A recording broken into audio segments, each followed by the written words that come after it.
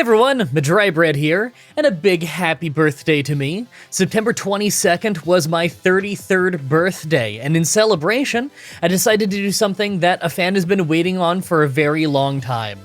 Pokemon Emerald with only Bug-type Pokemon was a really fun team run. Let's follow that up with a special one.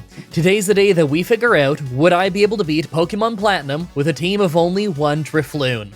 What are we on, week 129? 130? Something like that? Of Aiden in the comment section requesting this challenge, so I think it's about time that I finally do it. Drifloon is a pretty cool ghost and flying type Pokemon. Our abilities are either Aftermath or Unburdened, so not very useful in these solo runs, but the stats are just a little bit better than what we normally use. We're faster and have good health, but that's about it. I don't hate our special attack and attack, they're alright, but I expect that we might be a little bit frail. By level up, we get Gust, Shadow Ball, and Minimize. Outside of that, I'm not really that impressed. I figure that keeping Minimize might be a necessity, especially for the hard parts early on. By TM, our coverage opens up quite a bit by adding things like Psychic and Electric moves to the list. Maybe in the end we go with something like Shadow Ball, Psychic, Thunderbolt, and Minimize. Like always, I'm writing the script as I go through with the challenge, so all this part is being written before I've started. Everyone comment down below and guess if I can win or not. I think that I could win, but it's going to require that we be at least level 90. I like that we're flying type, so that Garchomp won't be an issue, but we're weak against a ton of the major trainers' teams in this game, so it's not going to be easy. Let's explain the rules. In combat, I can only use Drifloon. I'll need other Pokemon to use HMs, but I won't be allowed to use any of those Pokemon in battle. No glitches or exploits, no items in battle, only Pokeballs, held items, and items outside of combat are allowed. Also, if you enjoyed this video, be sure to like, subscribe, and ring the bell for more. Let's do this. So, right off the bat, I use the Universal Pokemon Randomizer to replace Chimchar with Drifloon so that we can do the whole run with it. I name him Aiden, after the person who's been requesting this run for almost 3 years now. Our nature is quirky, so neutral stat gains. Considering it took me 20 uses of Constrict to win the mandatory trainer fight that you have to do in Platinum before you have the privilege of checking your nature, I'm just happy it's not an awful one. Alright, so right away, I'm fighting everything that I run into. I figure I have to, right? The Rock Gym could be really brutal. We're weak to rock types, they resist Gust, Astonish is physical, so it's probably not going to do anything, and we won't get a better non-physical move until level 30. I probably can't win that fight until I'm pretty heavily leveled up. We have a probably easy rival fight on the way there, but even then, I should level up a little bit before I get there. As expected, the rival fight was super easy. It took forever to get each level because most of the enemies around here are immune to ghost moves, forcing me to use Constrict. But the moment we learned Gust, things sped up. A rival may be easy, but I know that the Rock Gym isn't gonna be. Alright, so after grinding to level 19, I tried the Rock Gym. Seems like Gust does slightly more damage to Geodude, but Astonish does more damage to Cranidos. Either way, this isn't easy. We're faster, so we can't get bonus damage out of Payback, and even though Geodude can only hit us once, we still lose against Cranidos because he's got Pursuit, and it's super effective against us. This is what I figured might happen. Maybe we can win by the low to mid-20s. So I get up to level 23 and try some more. It's kind of funny how I have to test if Gust or Astonish does more against each Pokemon, but it pays off. Cranidos isn't quite as bad this time, so we managed to make it to Onix, and we nearly faint thanks to me trying Astonish first, just to do almost nothing because of his crazy high defense. Our Gust almost took him out, he brought us down to only 1 health, and then we finished him off. Literally as close as it gets. That was awesome. Well, with that finally done, we have 2 commander fights and the Grass Gym. I figured that the first commander fight with Mars can't be too bad at this point, and we can probably just beat the Grass Gym with Gust.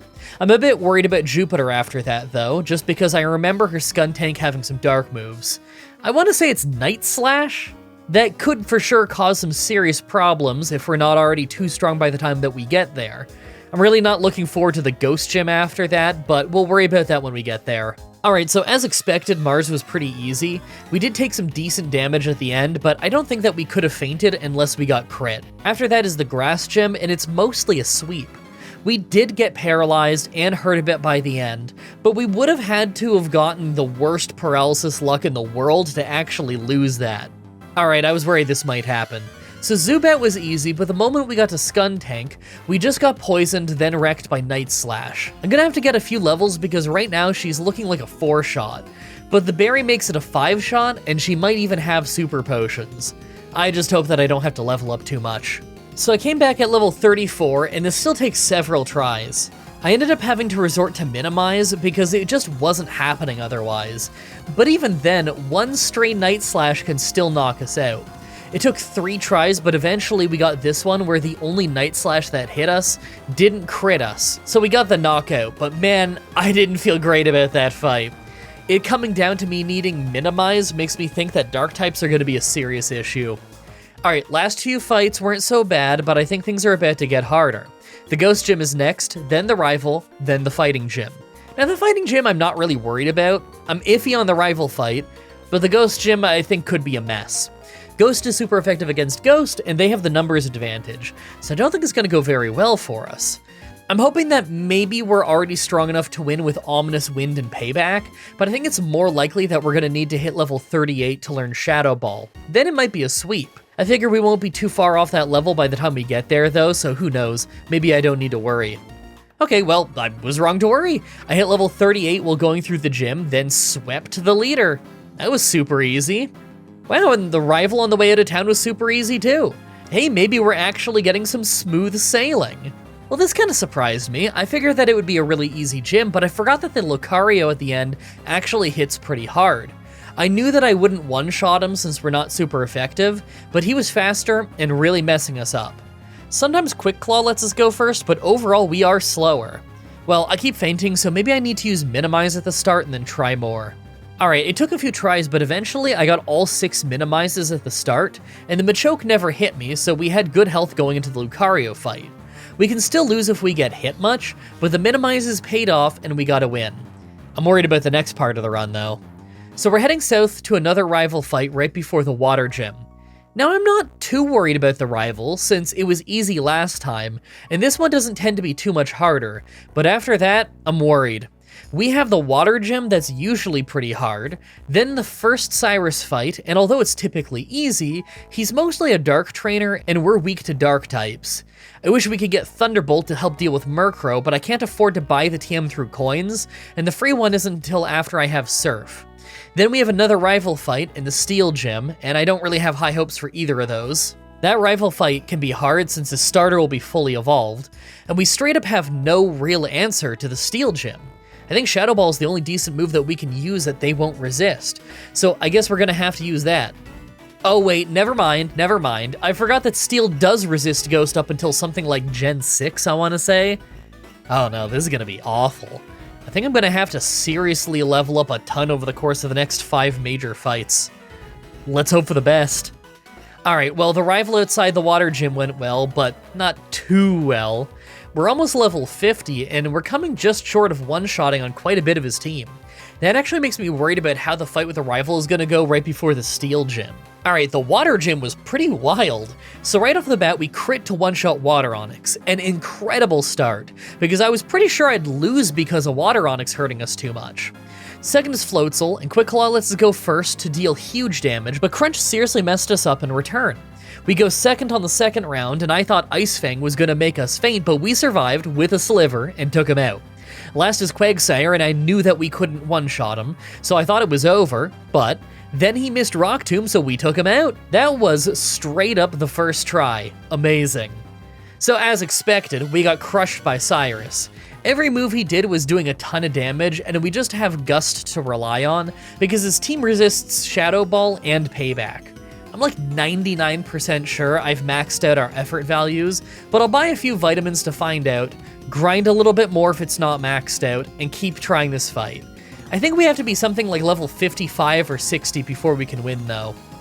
Well, our effort values were nearly maxed out, so I grinded a bit until it was, topped off to level 55, and now I'm actually losing even worse every time. Yeah, for real, I can't beat Sneasel now. That's how vital the crit was when I first tried this fight, I guess.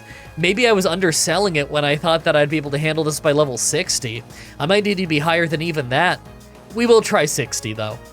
Alright, so I hit level 60, and now we're doing enough damage for 2 shots instead of 3 shots, so things do go a lot better.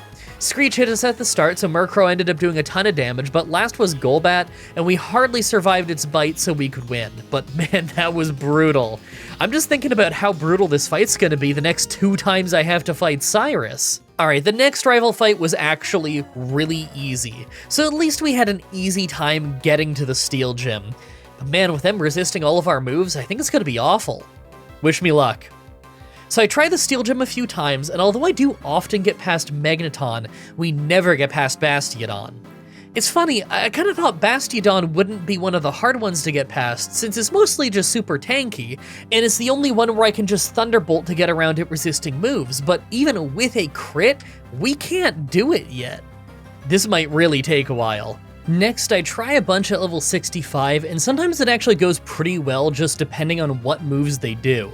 When we get past Bastiodon, we can always hit Steelix pretty hard, but we always just faint because to get to that point in the fight, we have to take a ton of hits.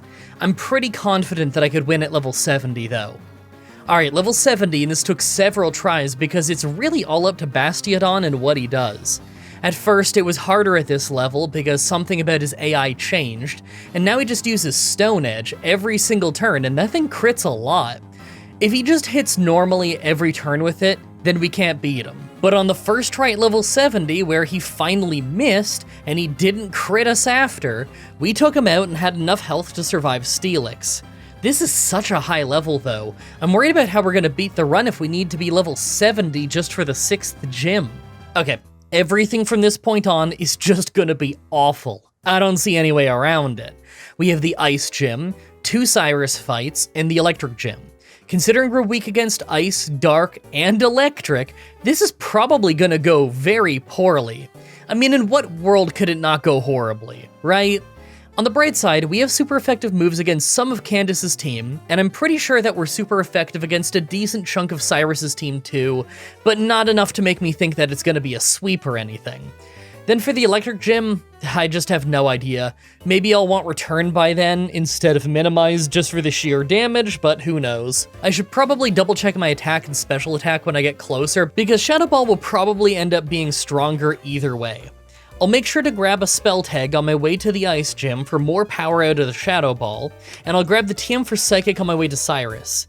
I don't think it's gonna help us in that fight, but we'll probably want it before the end of the run. Who knows? Alright, Ice Gym time. Right away, Sneasel goes down in 2 gusts, but hits a feint attack before going down, so we lost a little under a quarter of our health. Frostlass was one I was worried about, but thankfully, we are faster and just got a one-shot with Shadow Ball thanks to a crit, although we may not have needed the crit. Abomasnow is next, so it's hailing from now on, and she went down pretty fast with a few gusts. Woodhammer just wasn't doing that much to us. Last is Piloswine, and I thought I might get finished off by Blizzard thanks to the hail making it way more accurate, but we actually got a one-shot with Shadow Ball. I thought she was gonna hang on with low health. That fight actually went great. Next is the second Cyrus fight, and you know what? This actually went really well too. Sneasel still hits us really hard, but we could one-shot Murkrow with Thunderbolt, and although we're slower than Crobat, it didn't really hurt us that much. I guess it doesn't know Crunch. No way the fight is still easy in the Distortion world though, right? Of course, the double battle on my way up the mountain is easy, as it always is, although I do have to be a little bit careful on who I wanted to make faint first. We can one-shot a lot of these Pokemon, but quite a few of them also have moves that can do a ton of damage to us, so I had to try this twice due to prioritizing my targets wrong the first time. I'm going into the last Cyrus fight in a moment. Wish me luck. Alright, well, the fight starts okay with us taking out Houndoom in a couple of hits after it missed Will-O-Wisp, but second is Weavile, and it was hitting us incredibly hard. I thought I was gonna take it out until it used a full restore, then I thought that we were doomed until we survived a hit with only 3 health left to take him out. It was insane. Next is Honchkrow, who's a one-shot with Thunderbolt, then Water Onix, who's also a one-shot. Last is Crobat, but of course he's faster than us and took us out. Well, in a few level ups, I think we could two-shot Weavile. I'll need luck at the start with Houndoom not messing us up, but I do think I can do this below level 80. Alright, well, maybe we have to be, like, exactly at level 80. Because at level 78, we're still leaving Weavile with an absolute sliver each time. We take a little less damage too, but we still faint to Crobat the same way at the end. Alright, well level 80 didn't do it, so I got to level 82, and by that point we just ended up being faster than Crobat, so it never got to attack us. That makes things a lot easier, but I still bet the Electric Gym is gonna be awful. I figure that at least some of them will be faster than us. Oh, well, never mind. Here I was thinking this would be brutal, but we had to level up so much to get past Cyrus that we swept the entire gym. Hey, it's nice to get this easy of a fight for the first time in a while. Alright, with that done, we just have a bit more travel before the last 6 fights of the game. Our rival, the Elite Four, and the Pokemon Champion. This run has actually been really well paced so far, but I'm not sure how the ending is gonna go. I think our rival's gonna be easy again, and the Elite Four doesn't look too bad on paper, but the champion herself might be a real problem. For as much as we have a type disadvantage and a lot of gyms, the Elite Four are mostly types that I'm not too worried about. You can just never rule out Cynthia being a problem though. Let's take out our rival, then see our stats. Alright, we get to the rival and right away we're running into that issue we've seen so many times before, where I'm taking massive damage, but it's only because we're coming super close to one-shotting many of his Pokemon, but we don't quite take them out.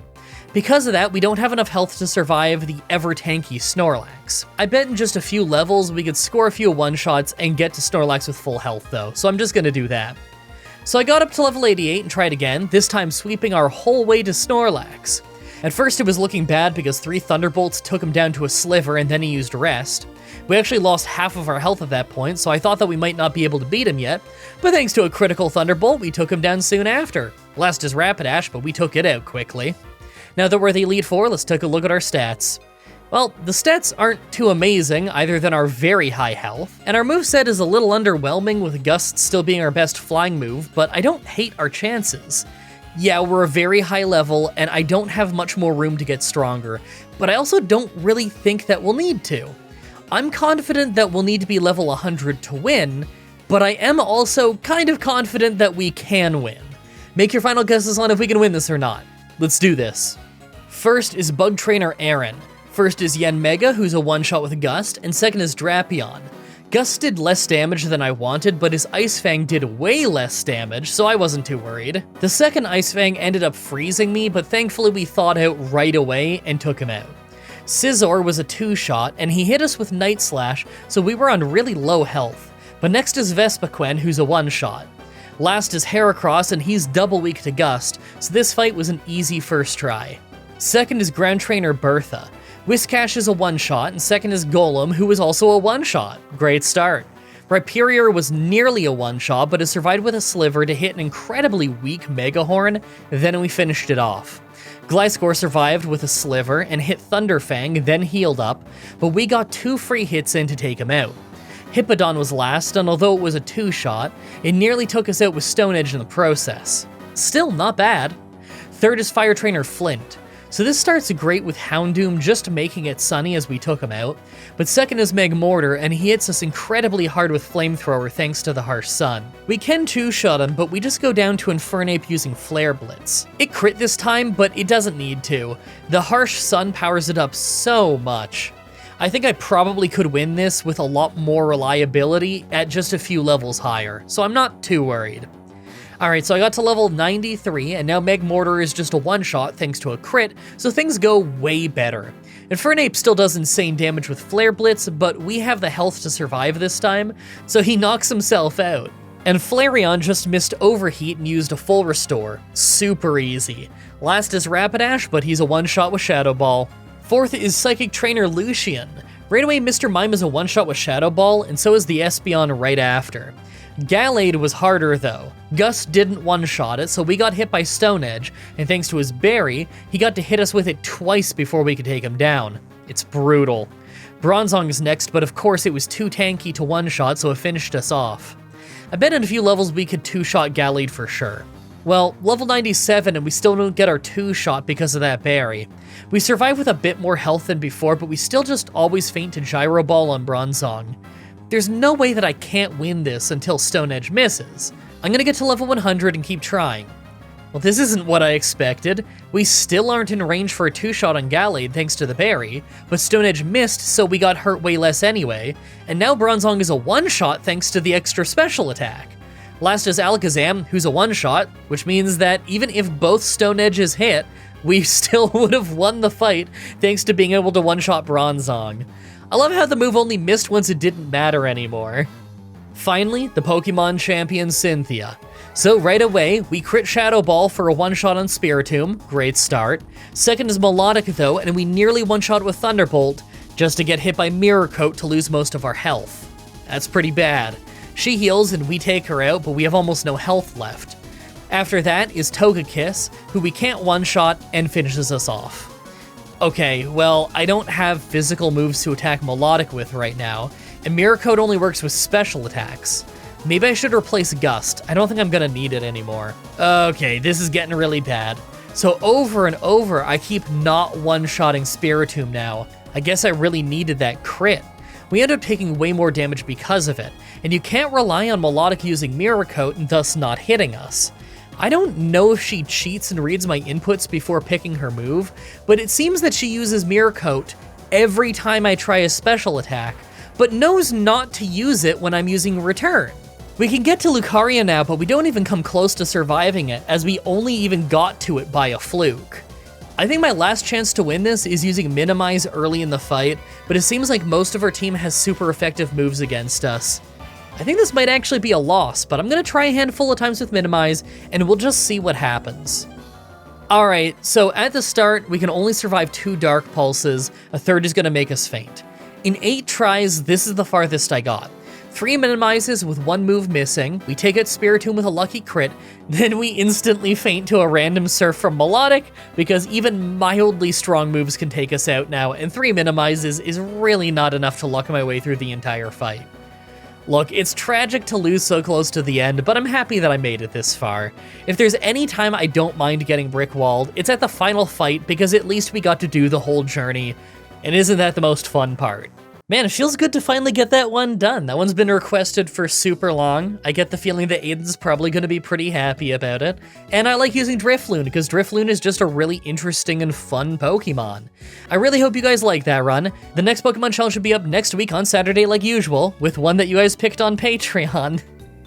You picked Pokemon Fire Red with 1 Poochyena. Oh man.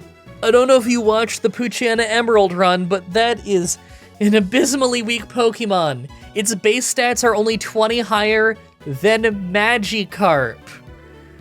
Whew. As always, I'm looking at your suggestions in the comments, in the challenge request section of my Discord channel, and on Twitter. Subscribe, ring the bell, stay tuned.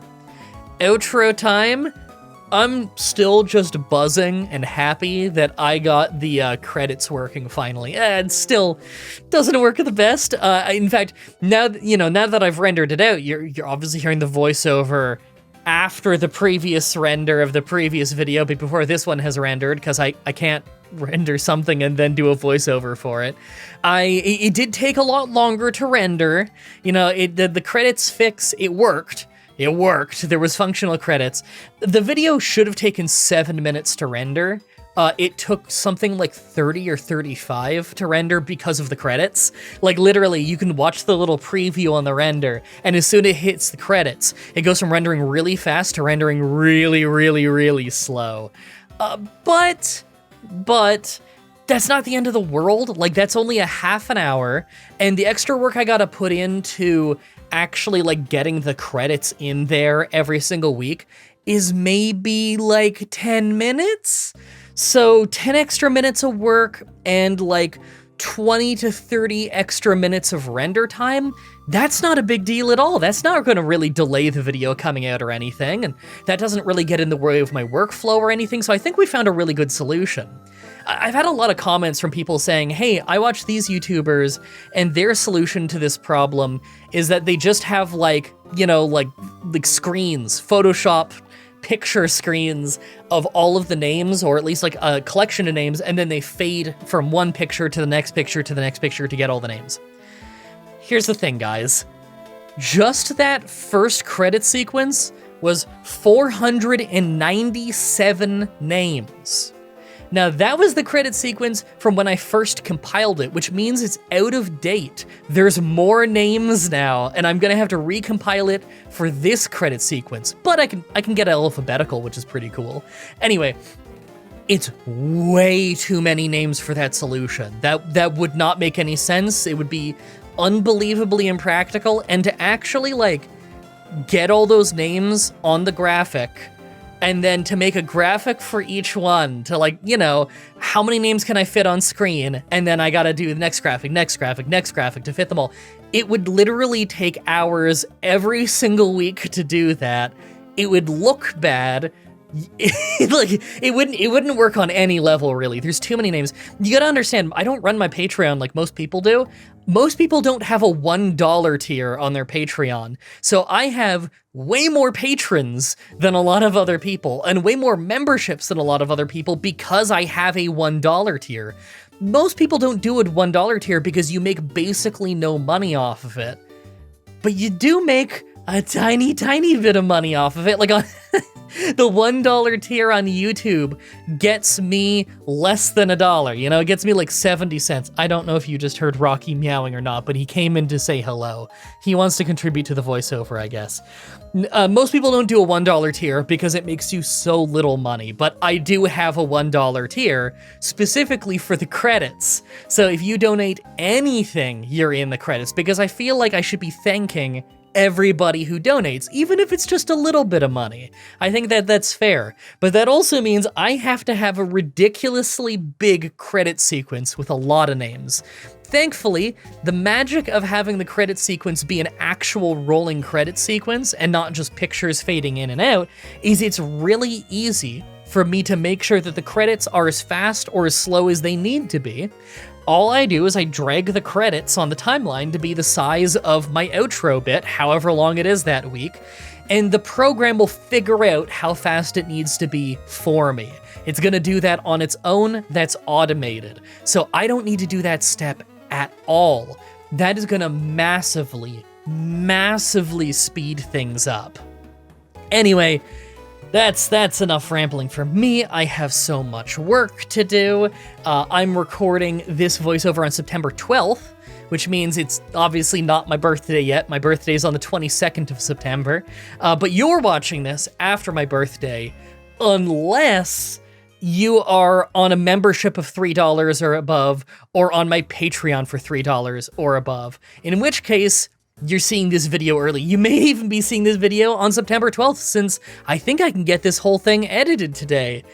I don't know, man. I'm on like 4 hours of the worst sleep you've ever had in your life. So I'm kind of like half functional, but you know what? This voiceover actually went pretty well. So maybe I'm good, or maybe I'm gonna crash like crazy as soon as I'm doing the edit.